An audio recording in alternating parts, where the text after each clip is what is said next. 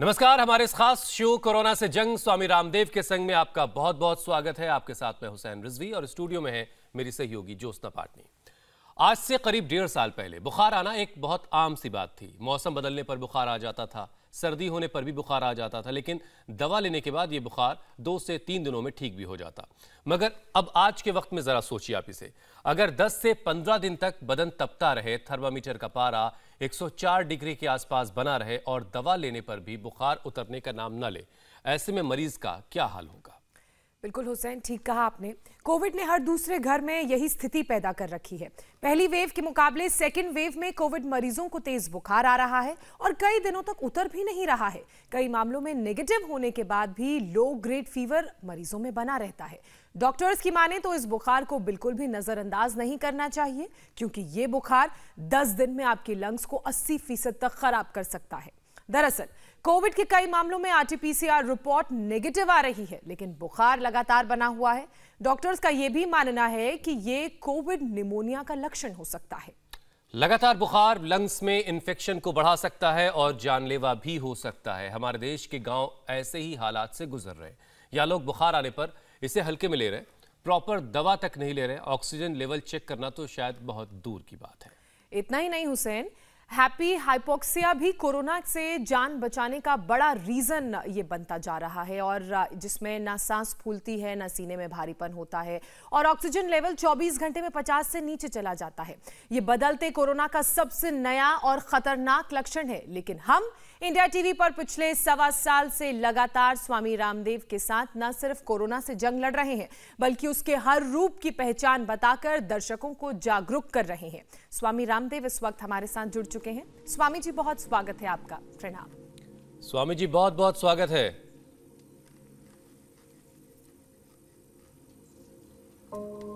आज साइकिलिंग करके पहुंच रहे हैं वहां तक जहां योगाभ्यास होना है।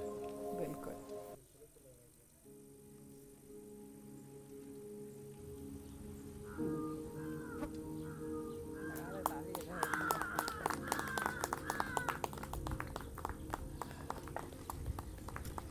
वैसे हुसैन, साइकिलिंग भी सेहत के लिए बहुत अच्छी है ना? बिल्कुल बिल्कुल। दौड़ लगाओ, चलो खड़े हो जाओ।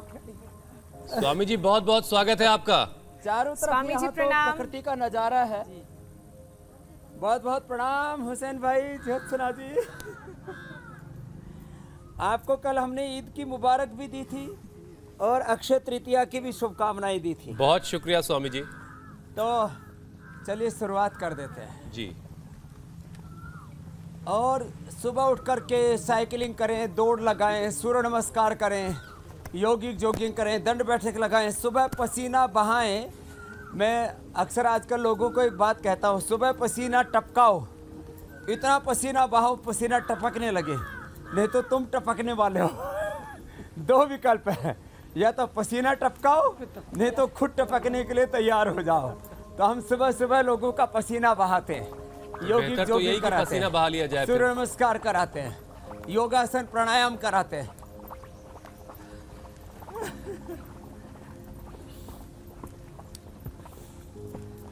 और छोटी छोटी जड़ी बूटियों से बड़े बड़े हिमालय जैसे रोगों को ढाते हैं।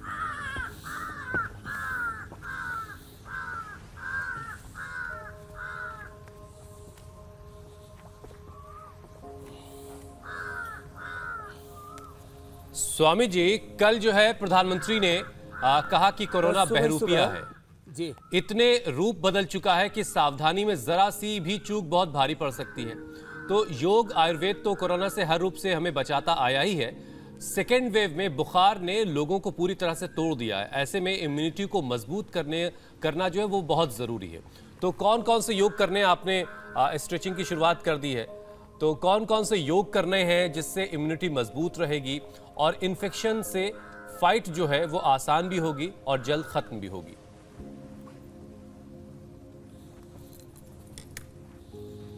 गिलोय और तुलसी, एक गिलोय 100 से ज्यादा रोगों की दवाई है। इससे एक तो आयु बढ़ती है, आदमी से लेकर के और जानवरों तक, पशु पंछियों तक, कीड़े मकोड़ों तक। एक तो यूनिवर्सिटी ने मक्खियों पर रिसर्च किया, जिन मक्खियों का लाइफ साइकिल 25 दिन का था, उनको गिलोय खिलाई गई, वो 50 दिन की हो गई। अब बताओ, माने आयु बढ़ती है गिलोय से, बुखार दूर होता है गिलोय से, तुलसी से। जिनको बहुत ज़्यादा गर्मी होती हो, लंबे लंबे श्वासों के साथ, जिनको बहुत ज़्यादा गर्मी होती हो तो गिलोय को उबालने की ज़रूरत नहीं, पित्त प्रकृति वालों के लिए बता रहा हूँ।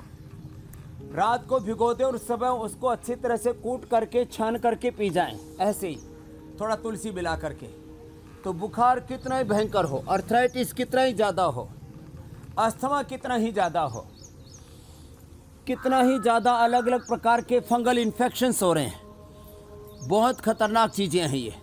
ऑटोइम्यून डिजीज है, डायबिटीज है, ओबेसिटी है, लो इम्यूनिटी है। बुखार के लिए तो गिलोय रामबाण है ही। अब इसमें प्राणायाम भी, भस्त्रिका धीरे धीरे, कपालभाति धीरे धीरे, अनुलोम विलोम, शीतली शीतकारी करा देते हैं। जो बुखार अभी जो इस बार के नए स्ट्रेन में बुखार हो रहा है, ये 7 से 10 दिन तक चल रहा है ये। और पैरासीटामोल लेते हैं और क्रोसिन आदि लेते हैं, इससे बुखार 2 घंटे के लिए उतरा फिर चढ़ जाता है। तो क्या करें? तो जो है हमने लोगों से ये प्रयोग करवाया कि उनको दिन भर गिलोय पिलाया 2-3 बार, और गिलोय घनवटी, ज्वरनाशक वटी, ज्वरनाशक वात, महासुदर्शन घनवटी, महासुदर्शन का पाउडर भी देते हैं, लेकिन पाउडर क्या लोग खा नहीं पाते, बहुत कड़वा होता है, इसलिए सुदर्शन घनवटी ये खाली पेट दे दिया। और हमने खाने के बाद त्रिभुवन कीर्ति रस, लक्ष्मीला, संजीवनी दी। जो बुखार बहुत क्रिटिकल था, 101, 102, 103 तक हो जाता था, वो बुखार हमने लोगों का दूर किया है 3 दिन के अंदर। जो कर अब इंडिया टीवी हर वक्त हर जगह डाउनलोड करने के लिए सर्च करें India TV news Google play store या ऐप स्टोर पर।